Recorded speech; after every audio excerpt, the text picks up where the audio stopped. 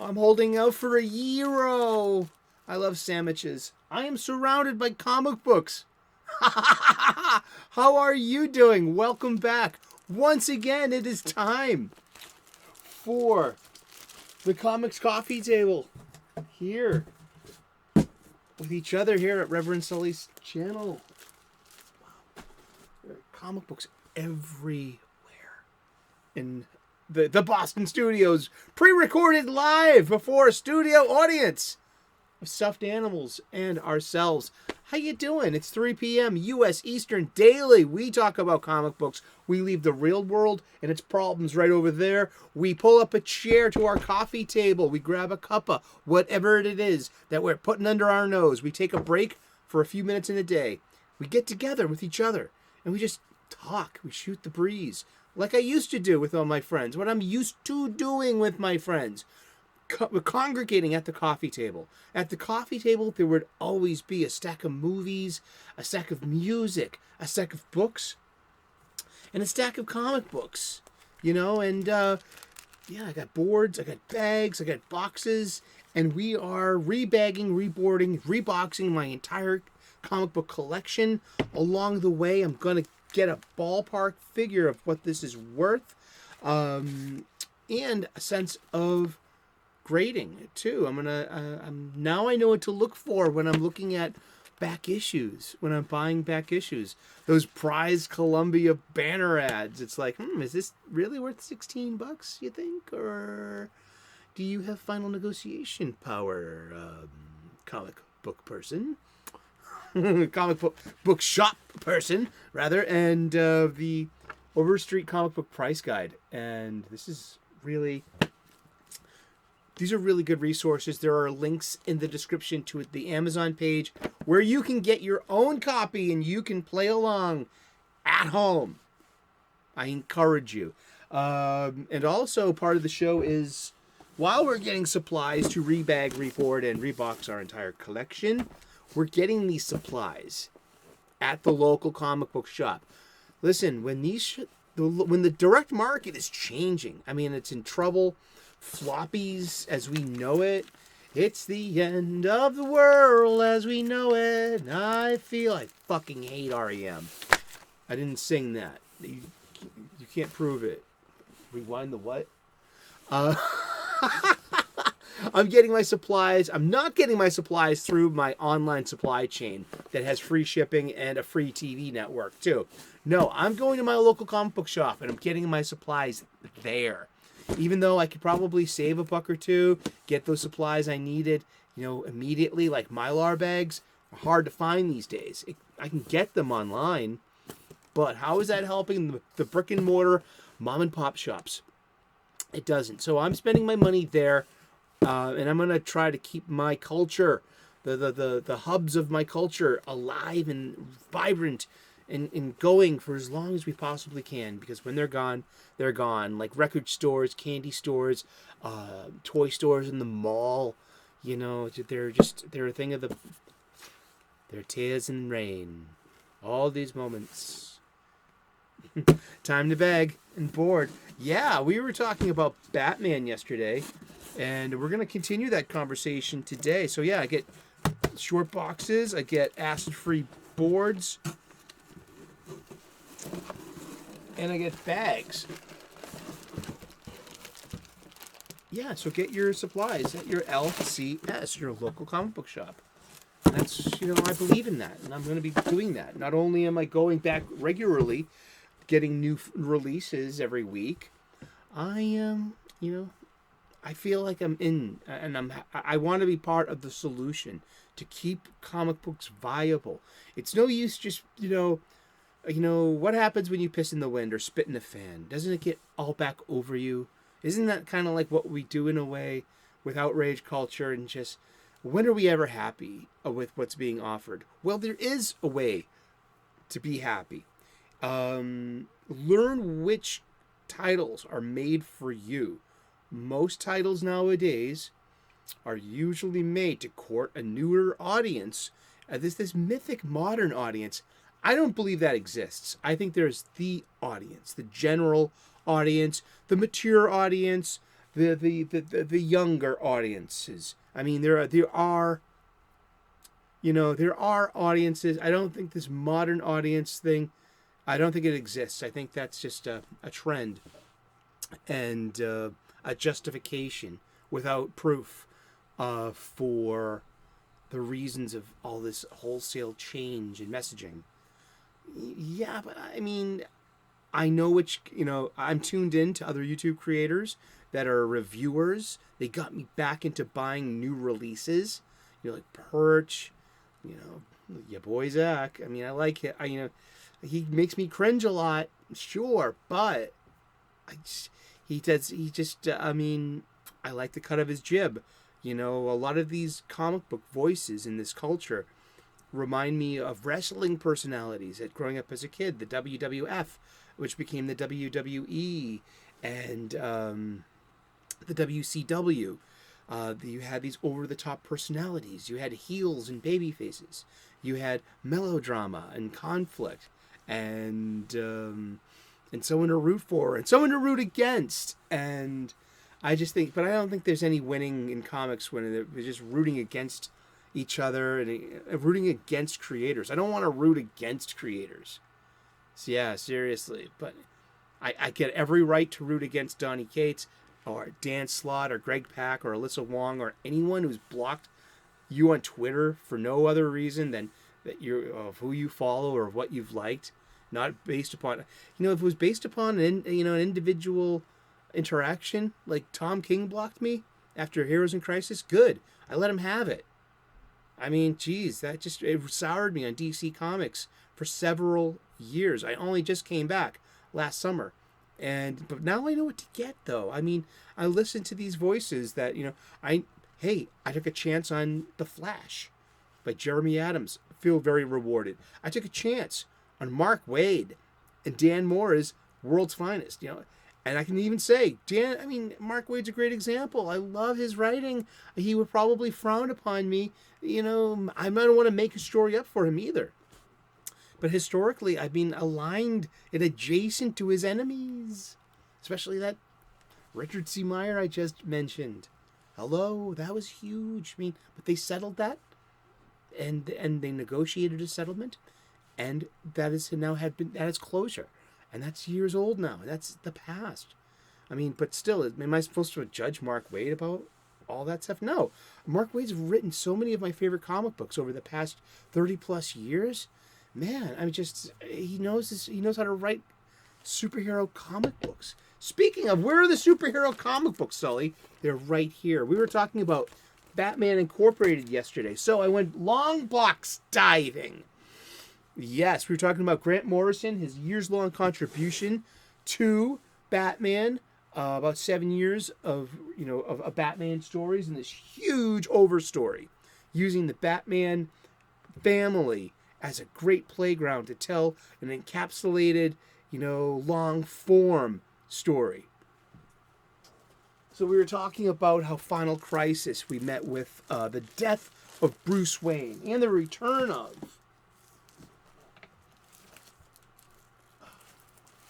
we also, I talked about this. This is my other copy of this. 1, 2. So I got 5 out of the 6 of these, and I've missed 1 month. It was issue 4 that I missed. That was the Giorgianti issue. And I spent $30 on a pack of these, on a complete pack of these, to get that one issue. See, Caveman days. The Solomon Kane Pilgrim days of Gotham. The pirate issue. And so the Giorgianti one was the Western one, set in the old west of Gotham. And then one set in the 1930s when he premiered. So you have kind of this gumshoe detective thing set in the streets of Golden Age Gotham. Really, and Ryan Sook art, man, just Ryan Sook. So you have so many great artists on this, and then we have 6 of 6, which has that elaborate ending of at the end of time. Yeah, let's take a peek at it. Why not? Yeah, December 2010. This was a $3.99 funny book. And here we are at vanishing point at the end of time. And there's the bell that rang for Galfred, and there's the ring of pearls, and there's Joe Chill's gun. This is your life, the Batman.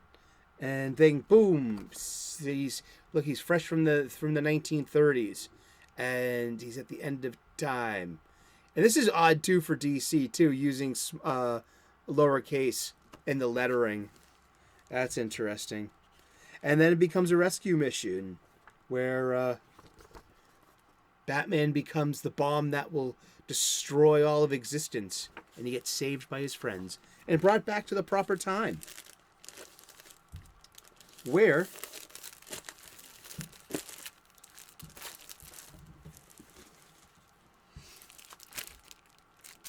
he starts Batman Incorporated. And I love the return outfit. This was designed by David Finch. We're going to bust this open real quick. I'm pretty sure most of these have just kept their cover price.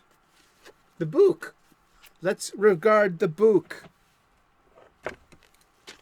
Damn. Con, the computers are smashed. We need time. Batman Incorporated, January 2011 to number 8 of August 2011.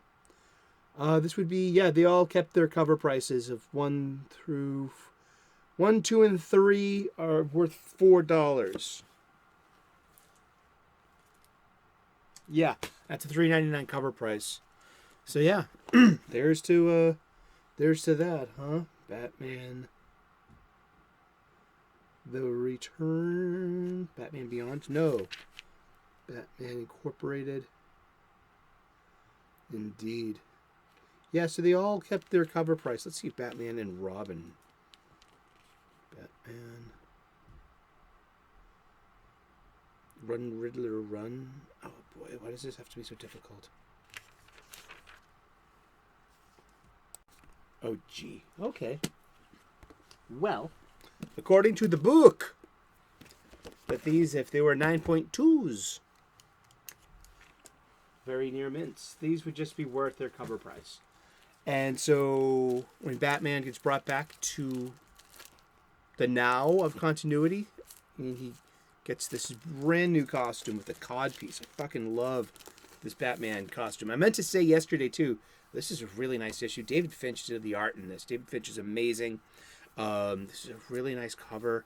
And this was a $4.99 funny book, and it's worth $4.99 today. But this is in great condition. No cracks. No dings. I need to get a bell. A bell. Get this. Brightest day.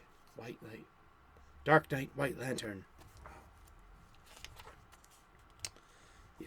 Check out that. So look at this. Look at this. I love the chest logo.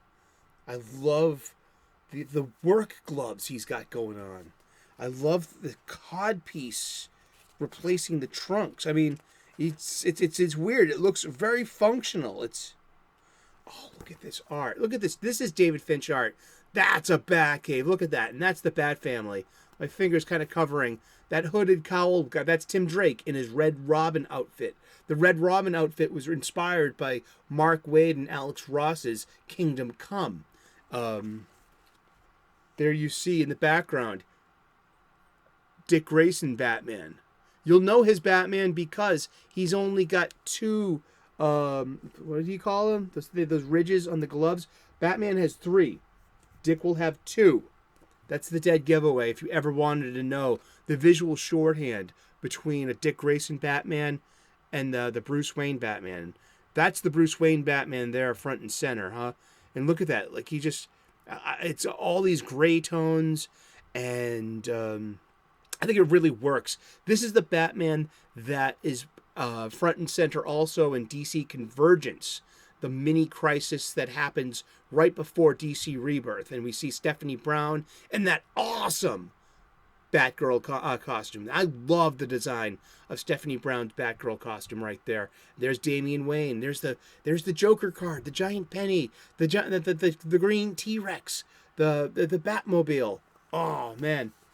And but yeah, this is a really great. And Barbara Gordon, well, she's still Oracle. She's still disabled, and she's still very handy capable too. She is the Batwoman of the internet. And David Finch also had his own title at the time too, called Batman: The Dark Knight. And I remember it suffering from publishing, intermittency. Is that a nice way to put it? It had a sporadic, releases, but it's kind of how we find him once again in Convergence. But this is the Batman look until the New 52 and the Jim Lee redesign of 2011. And this begins the first volume of Batman Incorporated. So you have Batman, like we were saying yesterday, going worldwide, recruiting the world team of Batmen. This is pretty cool. Yeah, this is the one set in Japan. I mean, this is Grant Morrison, Yannick Paquette are the battery, the baseball style battery of the writer and artist. It's a wonderful comic book. It's a worldwide, like very James Bondy. So that's the gift of Grant Morrison's writing. He's Scottish. He's European. He grew up in the Silver Age, and he's got this encyclopedic knowledge, and the use of that, he can throw it into his hands and out of his mind and onto our pages with the help of these artists and this huge array of different artists, of top tier artists. I love this. This was a really fun magazine. This was a fun time to be a Batman fan. And here we go. The team is coming together, nearing the end of the run here. And it only goes 8 issues. See, Man of Bats. Isn't that cool? Now Chris Burnham comes aboard. This is where I first got exposed to Chris Burnham's art. And Chris Burnham was, it's hard to ape Frank Quitely because he's that good. He's that top tier. But Chris Burnham, I think, has his own style, his own flavor, but he comes very close to the hyper detail of Frank Quitely. And I find that he fits so very well with Grant Morrison's work. And all ending, let's see, and yeah, oh, this is Batman and Robin 26, the last issue. I missed a bunch. This was the last issue of Batman Incorporated. Cover date October 2011.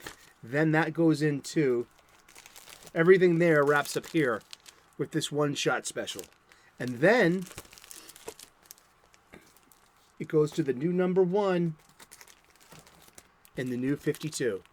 And adopting his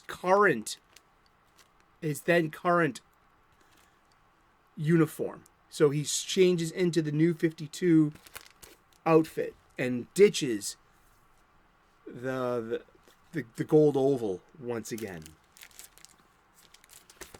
And I missed a bunch of these because this went 26. That's the last issue of Batman and Robin. When Batman was dead.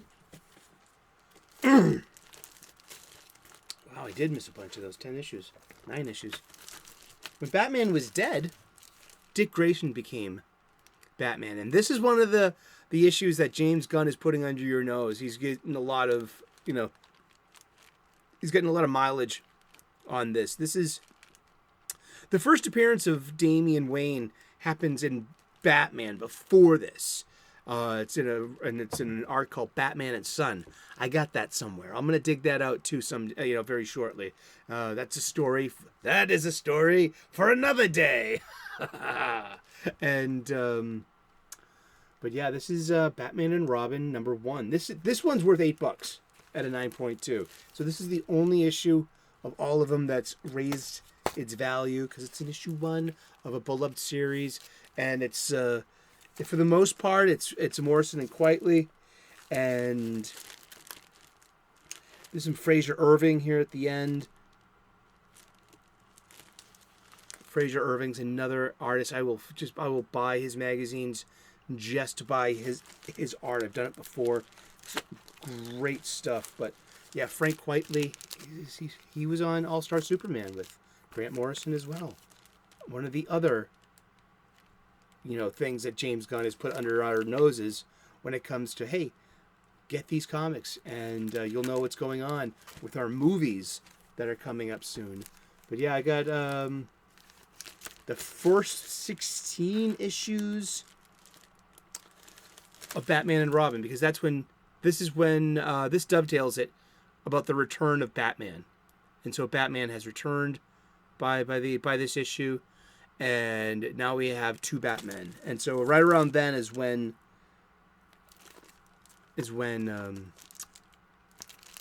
Batman Incorporated starts. So that's probably where my attention went, most definitely, and it waned on Batman and Robin. But I did tune in for the last issue of Batman and Robin, which was not written by Grant Morrison.